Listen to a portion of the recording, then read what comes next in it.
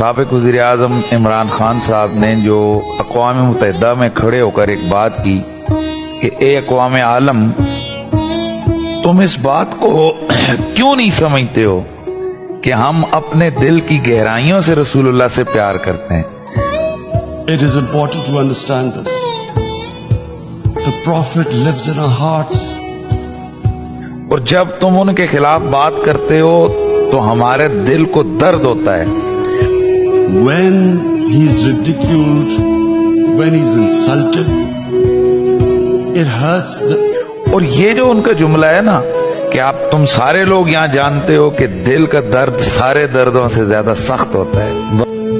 As we human know, we human beings understand one thing: the pain of the heart is far, far, far more hurtful than physical pain.